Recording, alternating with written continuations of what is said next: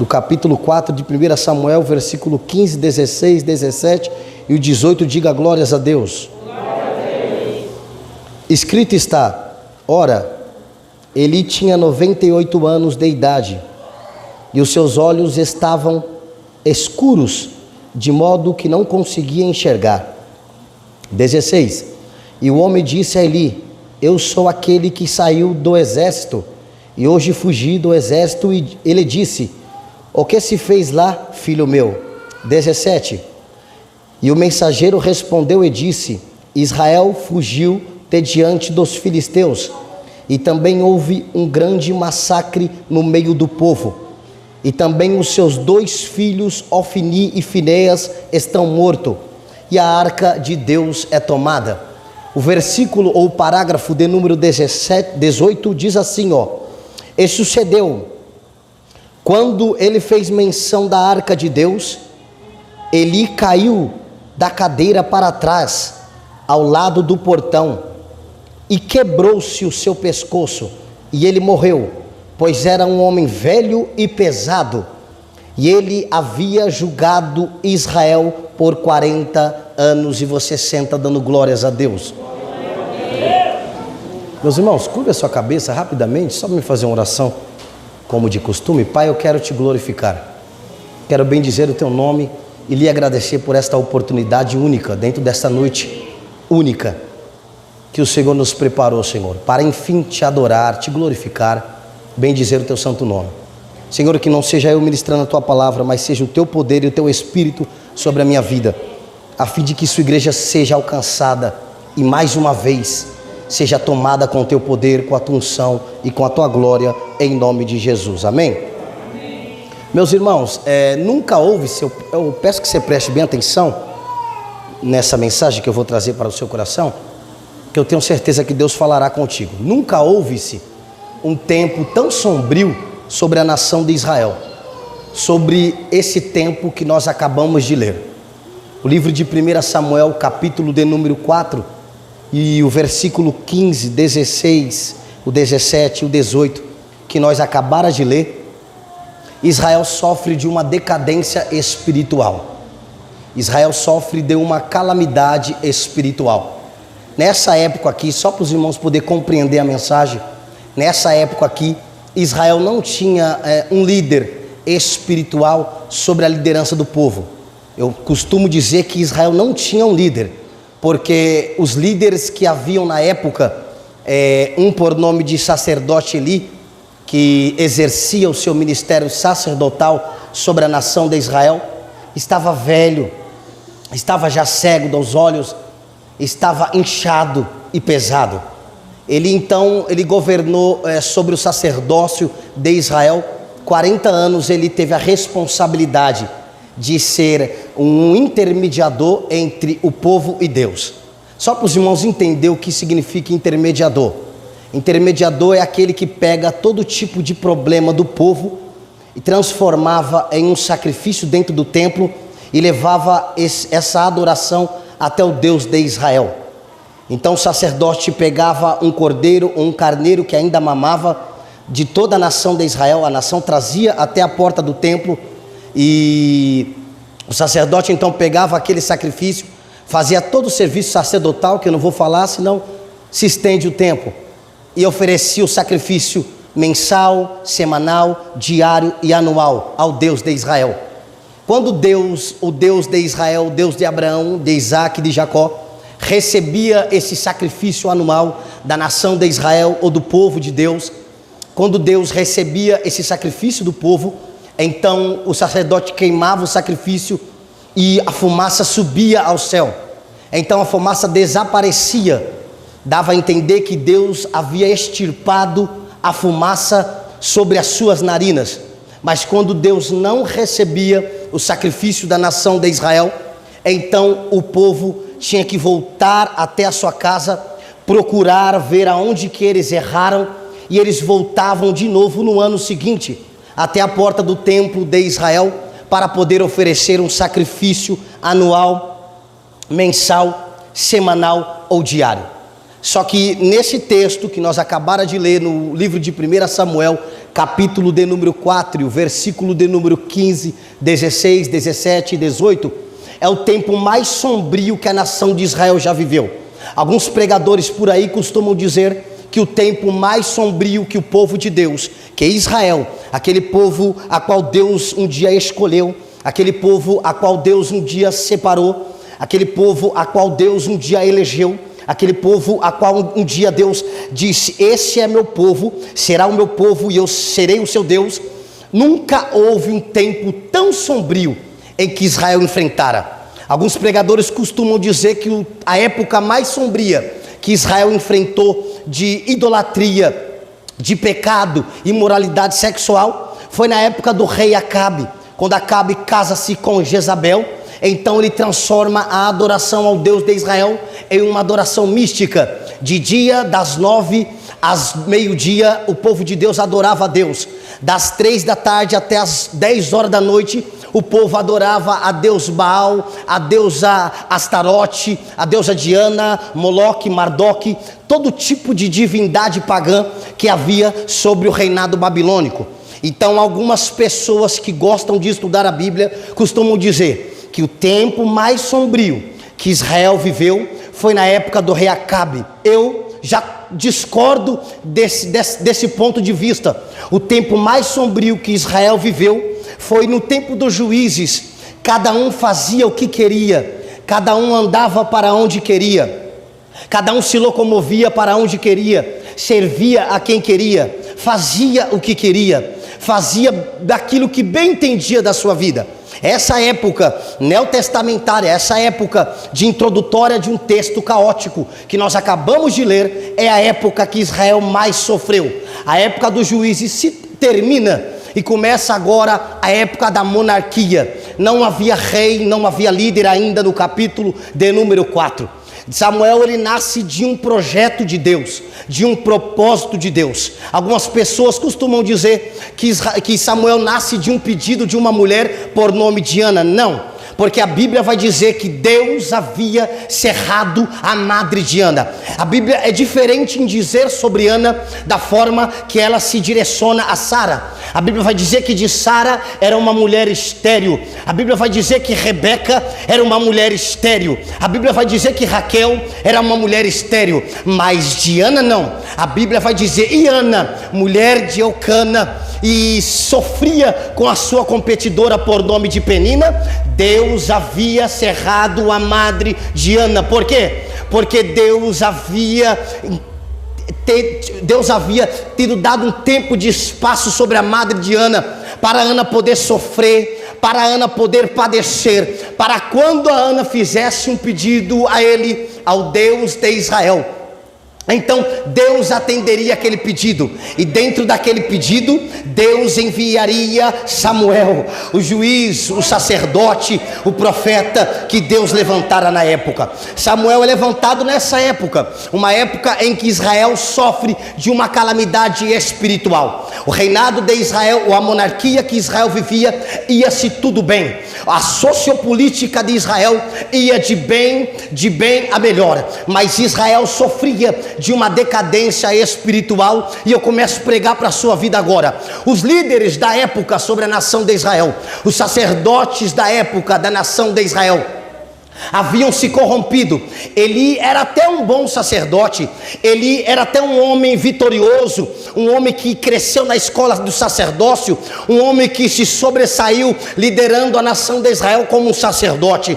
Mas ele fica velho, ele fica gordo e ele fica pesado. E agora cresce os dois filhos de Eli, um por nome de Ofni e outro por nome de Finéias. Só para você memorizar esses dois nomes. Cresce os dois filhos de Eli, um por nome de Ofni e outro por nome de Finéias. Só para você memorizar esses dois nomes, para você nunca mais esquecer desses dois nomes. Os dois filhos de Eli, um por nome de Ofni e outro por nome de Finéias.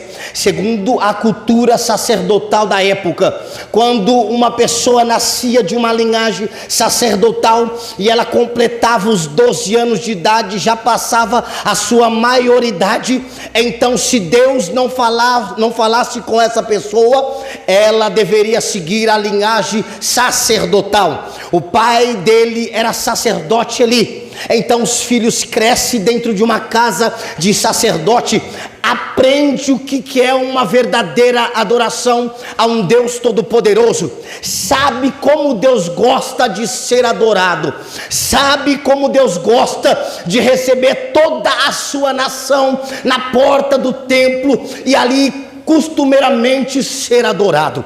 Cresce dentro de uma família de realeza celestial, uma família sacerdotal, uma família que nasce dentro do berço sobre a promessa do Deus de Abraão, de Isaque e de Jacó. Os dois filhos de Eli, Ofni e Finéias, eles crescem, se desenvolvem, aprendem o que é ser um verdadeiro sacerdote, aprendem o que é cultuar a um Deus todo-poderoso. Acostumavam a ver a glória de Deus repousar por cima do tabernáculo quando Deus recebia a adoração da nação de Israel. Acostumavam a receber a Shekinah de Deus. O pai deles lhe contava histórias. Segundo alguns biblicistas, teve um dia que Ofni e Finéias, um tem 12 e outro tem 10 anos de idade, e aí Finéias olha para ele, seu pai, e diz: pai, o que é adorar um Deus todo-poderoso que o Senhor adora? Ele então olha para os dois filhos e diz: deixa eu lhe contar uma história. Esse Deus que seu papai adora, esse Deus que sua mamãe adora, esse Deus que o seu avô adorava, que o seu bisavô adorava, que o seu tataravô adorava, esse Deus tirou toda a nossa nação do Egito com mão forte. Como assim, pai? Esse Deus, filho, ele liderou a nação quando a nação de Israel estava em cativeiro egípcio. Esse Deus levanta um homem por nome de Moisés, aquele que foi tirado das águas e foi levantado como libertador da nação de Israel. Filho, deixa eu lhe contar uma história. A nação de Israel então enfrenta um dos seus primeiros obstáculos esse que é enfrentar o próprio faraó. E esse Deus levanta Moisés, filho, e quando Moisés chega na beira do rio, Deus fala: Moisés, toca no mar. O mar se abre, filho, e todos os nossos antepassados passaram em pé seco. Pai, peraí, filho, que eu vou continuar lhe contando uma história. O povo passa do outro lado, o povo então glorifica ao Deus Todo-Poderoso. O povo passa, filhos, e do outro lado o povo começam a peregrinar no deserto de Sim. E aí certo dia, filho, quando o povo tinha acabado de ver um milagre extraordinário da parte de Deus, filho, certo dia, quando os nossos antepassados tinham acabado de ver um milagre extraordinário da parte do Deus Todo-Poderoso, então o povo começa a murmurar contra esse Deus maravilhoso. O povo começa a questionar contra esse Deus maravilhoso, dizendo: Moisés, Deus nos tirou do Egito, fez aquele milagre extraordinário, Moisés, e agora estamos no deserto e vamos morrer de fome. E aí Moisés vai até Deus, filhos, e diz: Deus, este povo quer me apedrejar. Deus, este povo é murmurador até o tutano. Deus, esse povo acabara de ver um milagre, o Senhor abrindo o mar e eles passando em terra enxuto, e esse povo, Deus, quer me matar, quer me apedrejar, porque eles querem que o cardápio deles muda. Por que, Moisés? Porque Deus, o povo está reclamando que lá no Egito eles comiam batata, cebola e pepino, tudo que vinha da terra, eles mesmo cultivavam e eles mesmo comiam. E aí Deus fala: Moisés, eles estão querendo que eu mude o cardápio? Deus, o povo está querendo comer algo diferente, porque lá no Egito eles plantavam para o rei egípcio, o faraó, e eles também colhiam, e o que sobravam eles comiam. E como é que eles andavam lá, Moisés? Deus, lá no Egito eles andavam assim, de cabeça para baixo, colhendo batata, colhendo pepino, colhendo cebola, colhendo alho. E aqui eles querem que o Senhor muda o cardápio. Aí Deus olha para Moisés e diz: Moisés, fala para eles assim, eu elevo os meus olhos para o monte, que é de lá que vem o meu socorro. O meu socorro vem do Senhor, que fez os céus e a terra. Moisés então se apresenta diante do povo e diz: como é que vocês comiam no Egito? Nós comia tudo que vinha da terra. E quando chegou na beira do mar, o que aconteceu? O Deus de Israel, o Deus de Abraão, de Isaac e de Jacó, abriu o mar vermelho, abriu. Então Deus chamou vocês, não foi para pegar coisa da terra. Olha para o céu, que lá vem carne. E Deus abriu o céu e mandou carne, mandou pão, mandou água. Sabe por quê? Deus te chamou nessa noite aqui para dizer que dias difíceis você já passou, mas Deus está mandando: olha para cima, porque é de cima que vem vitória. Não, você não entendeu. Se entendesse, estava dando glória a Deus. Deus me trouxe aqui no Parque Universitário 2, na cidade de Campinas, para dizer: Deus tem coisa grande, Deus tem coisa grande, Deus tem coisa grande.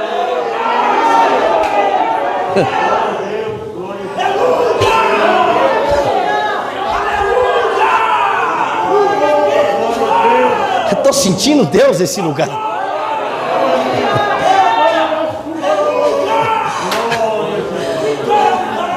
Como que eles comiam, Moisés? Tudo que vinha da terra. Não, Moisés, fala para eles olhar para cima. Por quê, Senhor? Porque é de cima que vem o socorro. Socorro não vem de baixo, socorro vem de cima, daquele que fez os céus e fez a terra. Vamos lá, eles crescem e ouvindo esses mitos, essas histórias, eles crescem ouvindo esses testemunhos, eles crescem ouvindo que o Deus de Israel é o único Deus, ele devia e deve ser adorado. Só que a história não adiantou. Ofni e Finéias cresce, se desenvolve o seu ministério, e aí começa o período mais sombrio que a nação de Israel já viveu. Ofni e Finéias começam a transferir uma arte sombria para dentro do tabernáculo. Ofni e Finéias começam a transformar aquilo que era em adoração, eles começam a transformar em abominação aos olhos de Deus. Os cultos já não era mais do jeito que eu acabei de explicar. Os cultos já não era mais, a nação de Israel pegava um cordeiro, pegava um carneiro, trazia até a porta do templo. Os sacerdotes da época pegavam aquele cordeiro, fazia todo o trabalho sacerdotal, e Deus então recebia a sua oferta. Os cultos agora, Luana, muda.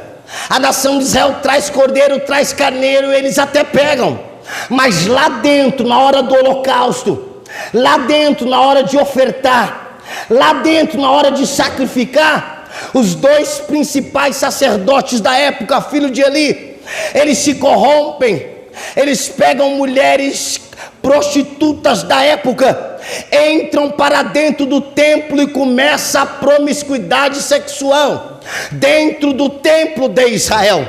Lembra do profeta Ezequiel? Ezequiel, eu te chamei como profeta. Sim, Senhor, o Senhor me chamou como profeta, eu tenho que profetizar sobre as nações. Sim, Ezequiel, mas antes de você ir profetizar sobre as nações, venha até a porta do templo. Ezequiel vai até a porta do templo. Senhor, eu estou aqui. E aí Deus olha para Ezequiel e diz: Ezequiel, o que é que tu vê? Senhor, eu vejo a porta do templo, construída pelo rei Salomão, uma porta muito bonita. Sim, Ezequiel, agora entra para dentro do templo. Ezequiel, o que você vê? Ezequiel olha para Deus e fala: Deus, eu vejo a mesa do propiciatório. Deus, eu vejo os candelabros. Deus, eu vejo todo o altar, eu vejo a lenha, eu vejo o fogo. Legal, Ezequiel, vem agora. O que é que você vê depois disso? Senhor, eu vejo a cortina dos santos. E isso é uma dádiva, isso é uma virtude, uma glória que o Senhor está trazendo sobre a minha vida. E aí Deus fala: Ezequiel, agora pega a cortina, divide ela e olha dentro da cortina. Ezequiel vem até a cortina dos santos, coloca a mão dele, a mão direita, e tira um pouquinho de lado. Ezequiel, o que é que você vê? Senhor, eu vejo altar de Baal, eu vejo altar de Astarote, eu vejo altar de Acera, eu vejo altar de Moloque, Mordoque, eu vejo altar de toda a divindade pagã que a Babilônia havia existido na época. Está vendo, Ezequiel? Nem tudo que brilha é ouro. Está vendo, Ezequiel? Nem tudo que brilha realmente eu estou no negócio. Pregador, o que você quer falar? Tem gente que você pode até pregar bonito, mas se não tiver uma vida de oração, se não tiver uma vida de santidade, se não tiver uma vida de jejum, não adianta, não vai para frente. Você pode até se vestir bonito, mas se seu coração tivesse com mágoa do seu irmão, Deus não vai receber seu culto. E aí Ezequiel olha para Deus e fala: Senhor, a nação está perdida, o povo de Israel está perdido. Imagine nessa época do livro de 1 Samuel capítulo 4 e o versículo 15, 16 e 17. Ofni e Finéias traz todo tipo de adoração pagã para dentro do templo de Israel. Ofni e Finéias cresce, se desenvolvem, corrompendo os altares do Deus Todo-Poderoso. E esse tempo de 1 Samuel é o maior tempo em que Deus não fala com uma nação. Deus passa mais de 200 anos sem falar com a nação de Israel. Deus passa mais de 200 anos sem proferir uma palavra de profecia sobre a nação de Israel. Eu tenho a certeza que esse tempo foi mais caótico do que o do Êxodo, quando o povo estava na mão de Faraó, porque lá o povo adorava a Deus em espírito e em verdade. Aqui não, aqui o povo está livre, aqui o povo tem a sua nação, tem a sua pátria, e mesmo assim se corrompem. Os líderes da época, os profetas da época, os sacerdotes da época estão todos corrompidos, todos estão na promiscuidade e na prostituição, todos estão fazendo de seus caminhos avarentos. E aí Deus vem por trás da cortina do Santo dos Santos, levantando um menino por nome de Samuel. Deus levanta Samuel nessa época e Deus começa a dar revelações magníficas para Samuel. Quando Samuel tem 8 anos de idade, Deus então decide se revelar ao profeta Samuel, e Samuel então começa a falar com Deus. Só que Samuel cresce dentro de uma casa promíscua, Samuel cresce dentro de uma casa de prostituição, Samuel cresce dentro de uma casa de adoração pagã. A palavra prostituição no original da Bíblia não é um homem se relacionar com várias mulheres, não, é uma nação se relacionar com vários deuses. No livro do profeta Jeremias, capítulo de número 3, versículo de número 10, 11 até o 27, Deus vai chamar o profeta Jeremias e vai começar a desabafar com Jeremias, dizendo: Jeremias, você tem visto Israel é infiel, está se prostituindo com outros deuses pagãos. E se não bastasse, Jeremias, você tem visto a irmã dela, Judá, está se prostituindo com outros deuses pagãos. Então todas as vezes que Deus direcionava a palavra prostituição, era a noiva dele, a noiva do Cordeiro, a igreja de antigamente, se prostituindo com vários deuses, se relacionando com vários deuses pagãos. E aí Deus levanta Samuel, e é possível, pregador, crescer numa casa de promiscuidade e não se corromper? É possível, pregador, crescer numa casa que só tem baile funk e não se corromper? É possível, pregador, crescer numa casa que todos estão adorando outros deuses e você entrar para dentro do seu seu quarto, fechar a tua porta e dizer: Deus de Israel, Deus de Abraão, de Isaac e de Jacó, eu estou aqui. É possível, pregador, no meio de uma pandemia caótica como o século 21 está tendo, e as pessoas estão desanimando de ir para a igreja, as pessoas estão desanimando de buscar ao Deus de Israel, é possível crescer. Deixa eu dizer para você, o mundo pode estar se prostituindo, mas você está aqui sentado adorando ao Deus Todo-Poderoso. As meninas do mundo podem estar no baile funk, enquanto elas pulam para o inferno, você dá lugar, sapateia, profetiza, fala em línguas estranhas para o Deus Todo-Poderoso.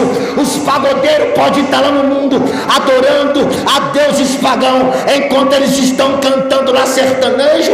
Eu estou com o microfone na boca dizendo: Senhor, o Senhor me tirou de lá de Presidente Venceslau, junto com Marcó Landim de Campinas e companhia, um dos participantes, um dos integrantes da facção criminosa por nome de Primeiro Comando da capital. O Senhor me tirou de lá, me arrancou, me deu um banho de misericórdia, me levantou como profeta, e hoje eu estou aqui para pregar para você, para dizer: Deus salva, Deus faz, Deus vai levantar a tua casa, Deus vai levantar a tua família, Deus vai levantar a tua vida, porque Ele é Deus.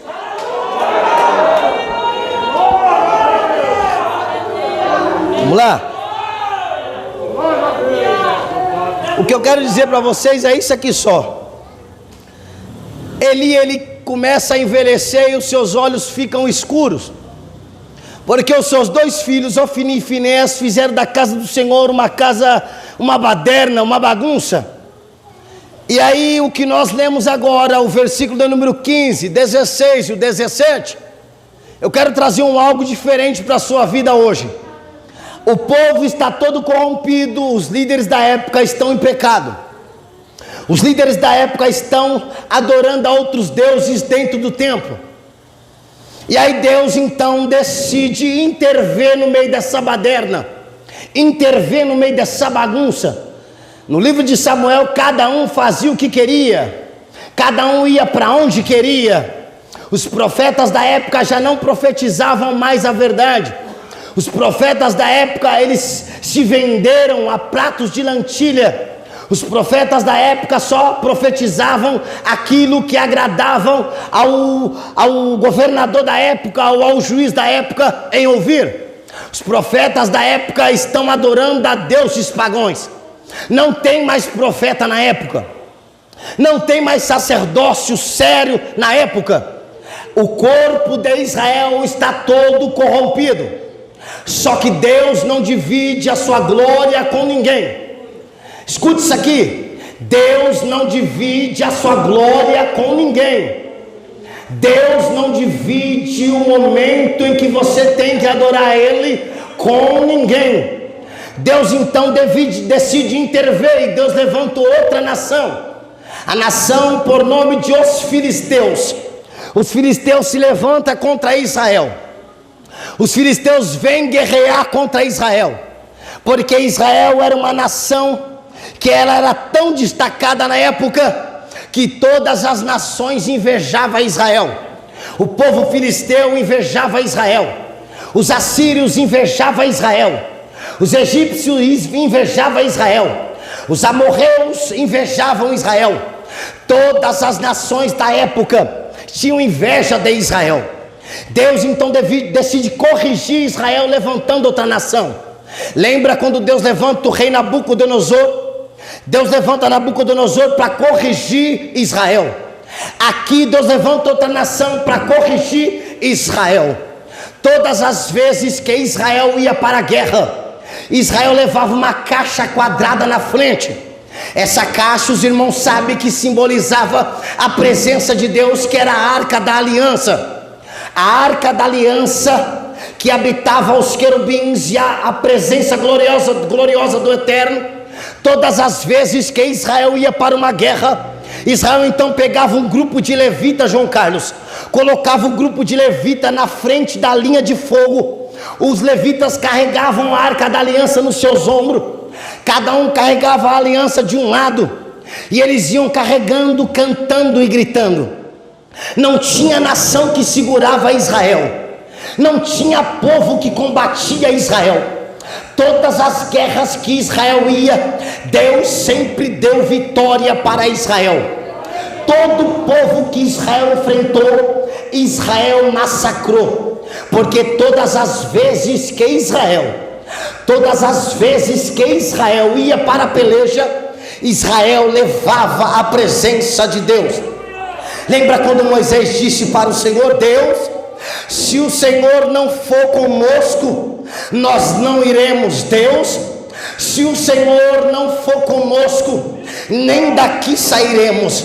Então todas as vezes que Israel ia para uma guerra, Israel levava a arca da aliança, que simbolizava a presença do Senhor. Aqui no capítulo 4 que nós acabamos de ler, Israel vai para uma peleja, e os dois sacerdotes de Israel, por nome de Ofni e Finéias, um olha para o outro e diz: não precisa de arca não precisa deste caixote não precisa dessa caixa quadrada vamos para a guerra, e certamente vamos vencer os nossos inimigos. Eles partem para a guerra. Israel perde a primeira peleja, volta para trás, lembra da arca da aliança, pega a arca da aliança e vai de novo. Só que Deus não habita em casa suja, Deus não habita em território sujo, Deus não habita em templos que divide adoração a outros deuses. E o templo aqui que eu estou me referindo é o meu corpo, é o seu corpo, é a minha vida e a sua vida. Então Israel vai agora com a arca da aliança, só que já não adianta mais, a nação inimiga vence Israel. E o que eu quero pregar para a sua vida hoje é isso: as 3 notícias que o sacerdote Eli recebeu. Um sobrevivente de Israel, que fazia parte do exército de Israel, da cidade de Benjamim, sobrevive a um massacre caótico. O adversário da nação de Israel vence Israel. Os 2 filhos de Eli, Ofni e Finéias, morrem em combate de peleja, e a arca da aliança é tomada. Termina aqui, lá vem o viajante sobrevivente, ele vem até a porta da nação de Israel. Quando ele chega na porta da nação de Israel, o alvoroço começa a esparecer para todo lado. E aí agora Eli já não consegue enxergar direito, Eli já não consegue ver direito, Eli já não consegue discernir o que é bom, o que é ruim direito. E agora todo o povo de Israel está preocupado que Israel perdeu a peleja, Israel perdeu a guerra. O povo que combateu todas as nações agora perde para uma só nação. E aí chega as 3 notícias de Ofni, as 3 notícias sobre a vida de Eli. O viajante sobrevivente chega até ele e diz: filho, da onde você vem? Meu senhor, eu venho do campo de batalha. Tá, filho, o que aconteceu lá, filho? Meu senhor, Israel foi guerrear contra a nação inimiga, e Israel perdeu a guerra.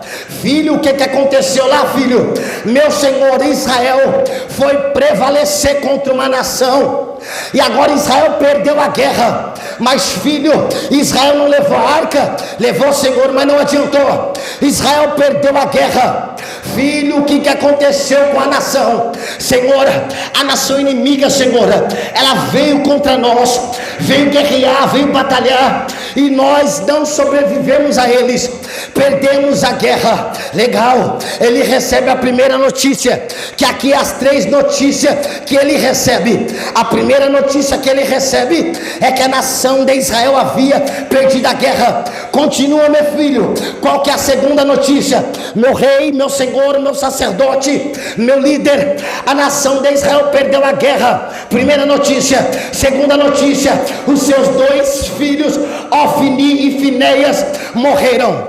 A primeira notícia que ele recebe, que a nação havia perdido a guerra, ele, da mesma forma que estava, da mesma forma ele ficou. A segunda notícia que o sacerdote Eli recebe que a nação de Israel havia perdido a guerra e que os seus 2 filhos, Ofni e Finéias, havia perdido a peleja, que os seus 2 filhos, Ofni e Finéias, haviam morrido no campo de batalha. Do mesmo jeito que ele estava, ele ficou. Então ele recebe a primeira notícia: Israel perdeu a guerra. A segunda notícia: os meus 2 filhos, Ofni e Finéias, morreu. Ele fica do mesmo jeito. Mas na terceira notícia, que aconteceu, meu filho? Qual que foi a terceira notícia? Meu Senhor, a primeira, Israel perdeu a guerra. A segunda, os seus 2 filhos, Ofni e Finéias, morreram em combate. E a terceira, meu filho, a arca da aliança foi tomada de Israel. Quando ele recebe a terceira notícia, que a arca de Israel havia sido levada, ele cai da cadeira e quebra-se o pescoço e morre. Sabe por quê? Quem não tem presença está morto. Quem não dá glória é porque já está morto. Quem não adora é porque já está morto. Mas aqui no Parque Universitário 2, na cidade de Campinas, tem uma igreja que adora a Deus em espírito e em verdade. Deus te trouxe aqui para você adorar Ele. Deus te trouxe aqui para você glorificar o nome dEle. Eu não quero saber a cor do teu cabelo, não quero saber a cor do teu vestido, nem a cor da tua gravata. Eu quero saber te adorar. Eu quero adorar esse Deus porque Ele é maravilhoso. Eu quero exaltar o nome dEle porque Ele é bendito e a tua misericórdia dura para sempre. Se coloca de pé, vem adorar o Senhor, Thalita.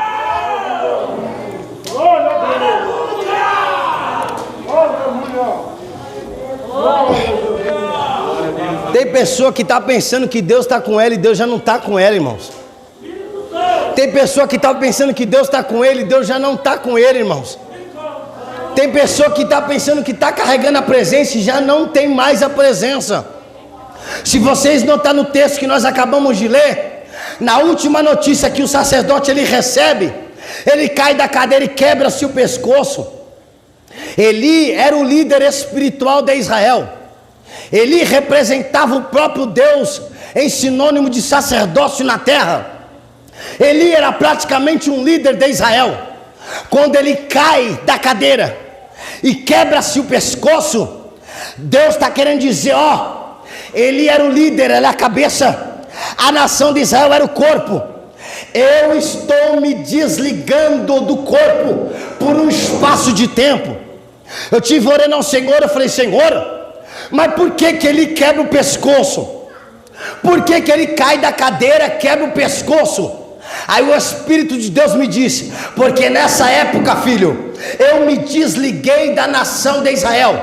O que liga o nosso corpo? É a nossa cabeça. Se eu pensar em fazer um movimento assim, eu vou fazer um movimento assim. Se eu pensar em tocar no irmão Rock, eu vou tocar. Eu penso e o meu corpo obedece. Eu penso e o meu corpo obedece. Quem comanda o corpo inteiro é a cabeça, é a mente. Quem manda no corpo inteiro é a cabeça, é a mente. Se eu quiser levantar minha perna, eu vou levantar. Mas primeiro eu pensei, presbítero Lucas, depois eu movimentei o meu corpo. Se eu quiser tocar no seu ombro, eu vou tocar. Primeiro o meu cérebro assimilou que a minha mão precisa ali tocar. Então a minha mão obedece às ordens do meu cérebro.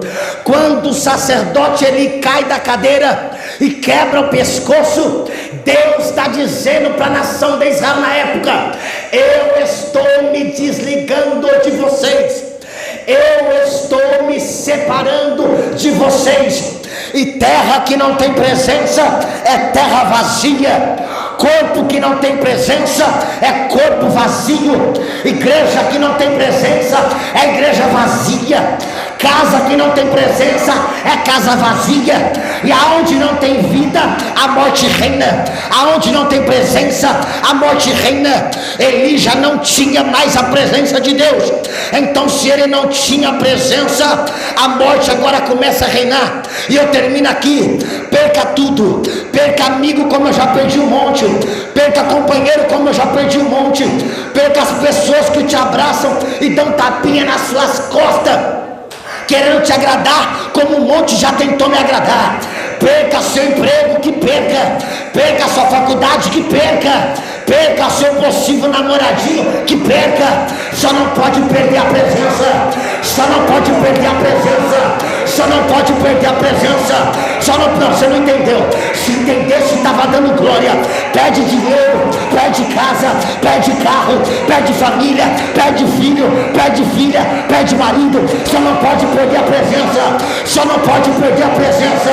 Deus vai começar a movimentar o Parque Universitário 2 agora. Sabe por quê? Porque pode vir pandemia, pode vir doença transmissível querendo pegar a humanidade. Eu só não posso perder é a presença. Eu só não posso perder é a presença. Você só não pode perder é a presença. Perca aquele que bate nas tuas costas. Perca aquele que vai na tua casa pro churrasquinho de domingo para poder tomar guaraná e Coca-Cola e comer macarronada. O que você não pode perder é a presença. O que você não pode perder é a presença. Quem tem presença aí? Deixa eu ver. Quem tem presença aqui? Deixa eu ver. Deus está agora olhando para o Parque Universitário 2 e Ele quer ver se tem crente que tem a presença. Sabe por quê?